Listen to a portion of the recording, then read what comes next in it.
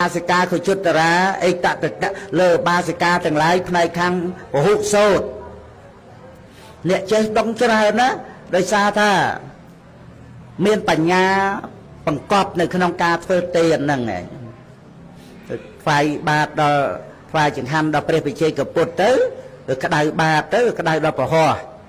ហ្នឹងឯងលោកខ្លះចុះខ្លះឡើងនឹកឃើញបើលោកក្តៅអញ្ចឹងត្រូវយកអីទ្រាប់បាតលោកយកចូលយកឡើងបានគេថាតំណត់បាតធ្វើពីភ្លុកហ្នឹងឯងថ្វាយដល់ព្រះវិជ័យកពុទ្ធ8អង្គអាហ្នឹងគឺបញ្ញាហ្នឹងឯងបញ្ញាដែលដឹងថាត្រូវធ្វើម៉េចឲ្យបានត្រឹមត្រូវហ្នឹងហើយទេហ្នឹងប្រកបដោយបញ្ញាហ្នឹងហៅថាញាណសម្បយុទ្ធហ្នឹងឯងហ្នឹងប្រវត្តិដែលឧបាសិកាកុជុតរាបានមកជាអេតតកៈកំពូលលើឧបាសិកាទាំងឡាយផ្នែកខាងពហុសោតបុណ្យហ្នឹងបង្កប់ពូជបញ្ញាក្នុងហ្នឹងណាអញ្ចឹងបាននៅពេលដែលយើងណាវេកឋិនហ្នឹងគឺថាយើងស្ដាប់ពធហើយឬក៏យើងយល់ដឹងហើយអញ្ចឹងទៅនៅពេលហ្នឹងគឺប្រកបដោយការយល់ដឹងហ្នឹងជាញាណសម្បយុទ្ធនៅគណៈមញ្ញនៈចេតនាហ្នឹងរួចហើយយើងត្រេកអរតាមក្រោយអាហ្នឹងទៅជាឧក្រិដ្ឋបើយើងរួចទៅយើងអត់មានត្រេកអរតាមក្រោយទេកុសលហ្នឹងជាអោមកៈសូម្បីញាណសម្បយុទ្ធក៏ឲ្យបដិសន្ធិធ្លាក់ចុះ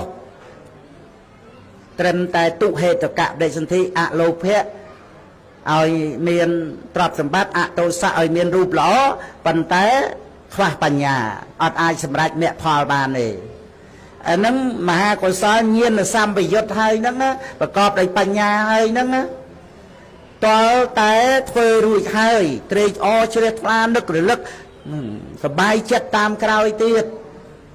ចាគានុសតិទៅថាអុក្រិតបុកនឹងអុក្រិតទៀតភ្លាមអបរចេតនាឧក្រិតអបរាបរៈក្រោយមកទៀត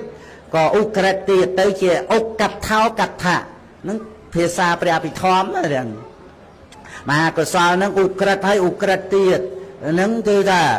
តិហេតុកៈហ្នឹងមានកម្លាំងខ្លាំងឲ្យបដិសន្ធិអលោភៈអតោសៈហើយមានបញ្ញាជាវិបាកទៀតហើយតែបដិសន្ធិប្រកបដោយបញ្ញាភវាំងអង្គភពមួយជាតិហ្នឹងគឺថាភវាំងប្រកបដោយបញ្ញាចឹងហ្មងសឹងលក់តម្រានលក់ប្រកបដោយបញ្ញាវិបាករបស់កម្មហើយមិនមែនវិបាកថិតថេរទៀងទាត់តាំងពីកើតមកទេណាកើតរលត់ថាតែភវាំងកៈសន្តតិតតែមានបុណ្យណាឲ្យភវាំងហ្នឹងកើតត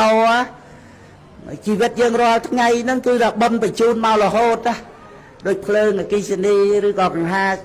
តែមានចរន្តអគិសនីបញ្ជូនមកបានចេះតែឆេះតរហូតទេយើងមើលភ្លើងឆេះហ្នឹងមិនមែនភ្លើងតាំងពីដើមនៅឆេះរហូតទេណាវាឆេះឲ្យវារលត់ណាប៉ុន្តែចរន្តអគិសនីវារុញមកឲ្យឆេះតមកទៀតអញ្ចឹងបានវាកង់តួភ្លើងវាដើរអស់ភ្លើងហ្នឹងវាយកតែបន្តមកអញ្ចឹងណាដូចចង្គៀងយើងឲ្យបើកប្រេងអញ្ចឹងចាស់យើងស្គាល់ចង្គៀងហើយ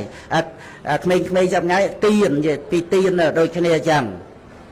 ហ្នឹងហើយវាត្រូវអស់ពីឆេះត្រូវអស់កមួនអញ្ចឹងបុណ្យណាបុណ្យទំនុកបំរុងឲ្យយើងរស់នៅគឺរាល់ពេលគេថាជីវិតទាំងកម្មច្ចរូបជីវិតិន្ទ្រីកម្មច្ចរូបកើតហើយរលត់ប៉ុន្តែវាមា